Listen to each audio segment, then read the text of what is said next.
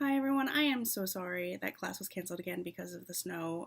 This has been a crazy winter, but we are already looking at makeup dates, so we will meet again. However, I do want to keep you in pace with the other class, so I am gonna tape some stuff here for you so that you don't fall behind, which I don't think any of you would, but this will help you out. So we're gonna talk about two things: research papers and dystopic novels. So now obviously I'm going to get done with the research portion of this first because that's not as exciting. However, it can be if you choose an exciting topic. So choose an exciting topic. It'll be fun to do.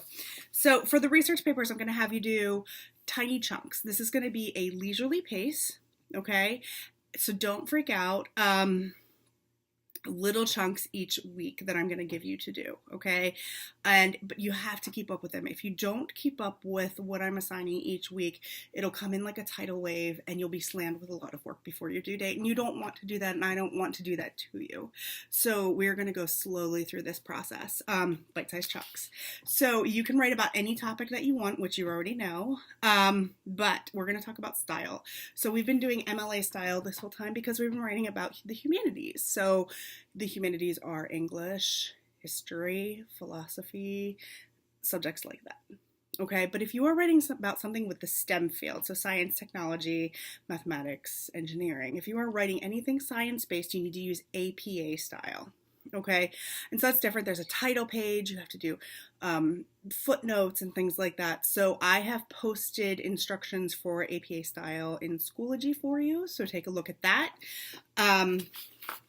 So yeah, just the other thing is I have a worksheet on there to help you figure out where you're going with your topic. And then after you fill out that worksheet, which you do have to hand in next week, so make sure you have that done. After you do that, you're going to write your thesis statement. I want a good, strong thesis statement. You are going to post it in the discussion board. Okay, now what I want you to do is I want you guys to really work together on this, and so I want you to post on your classmates' thesis statements ways that they can improve. So remember how I tell you to do this. Post a compliment, post something that you think you would change, and post something motivational for the writer. Okay, so what I want you to look at is their thesis statement too broad?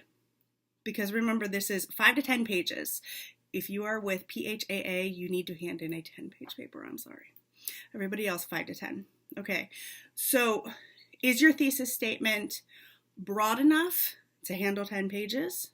Or is it too narrow? Or is it too broad? You need to make sure that you aren't covering, say, like if you were going to do Native Americans, you cannot do the whole topic of Native Americans in 5 pages. So I would say narrow it down to a tribe or a nation. Okay, things like that. That's what I want you to look for. And so now if people make suggestions, that doesn't mean that you have to take every single one of their suggestions. Now, if everybody's coming and echoing the same thing, then take the suggestion seriously. But if something doesn't resonate with you and that is not where you want to go with your paper, you don't have to take it, okay? But do think about each and every suggestion. All right, so this week the worksheet, the thesis statement, I do want you to start researching. Wikipedia and Schmoop are not appropriate sources. That being said, if you want to read Wikipedia to get a view of where you're headed with your paper, that's fine. At the end of the Wikipedia articles, there are sources.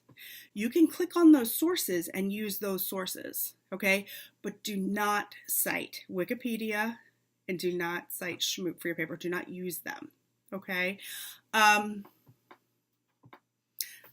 think that's it, but I may have more later. So, when you're citing sources, when you're looking for your sources, generally .edu or .org websites have really good information. I mean, there are some .coms, but you have to look at where the source is coming from. Okay, so if you go to a .com, always check if it's a reliable source, okay? Okay, so utopia. So we have utopia and dystopia. So what I want you to do is stop and think about what a utopia is. So it's like perfect, everything's perfect. Well, is everything perfect all the time? No. Generally what we believe to be as utopias fall into dystopia, which is the opposite of utopia. Everything is not good. Okay, so when we're talking about short stories or novels that are dystopic, we are talking about futuristic stories, technology, government gone wrong, government taking too much control.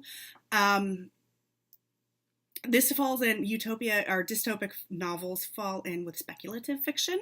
And speculative fiction is a larger genre that houses sci-fi, fantasy, and dystopia, and a few other things. So, um, as far as dystopic books, I know you guys know about the Hunger Games already. I know you know about Divergent. I don't know if any of you have ever read or watched the show Handmaid's Tale. That is definitely dystopic. And so there are a few, you guys know what trope means, right? Tropes are basically, people always say they're stereotypes, but in reality what they are basic guidelines for things that generally happen within a genre, okay? So there are certain tropes that go along with dystopic novels, and some of them are, like I said before, the government control. Lately in novels, it tends to be a teenager that's breaking down the rules. Even in The Giver, you know, The Giver is one as well, and I know most of you have read that. That's dystopic. So someone younger, more vibrant, comes in to try and break the shackles of the terrible government. So before we jump into our next novel, Fahrenheit 451, I'm going to have you read Harrison Bergeron by Kurt Vonnegut. And I attached an audio file and a file for you to read, so you can do either one. As you're reading this, I want you to look for those tropes. So research, I can't go over them all right now because it was part of a class discussion, so research the tropes and see what you can pick up from Harrison Bergeron. And I do have questions, but they're more comprehension questions, but I want to go deeper with it. So what I want you to do is think about, as you're reading or listening, think about what's happening. Is this possibly a warning for society?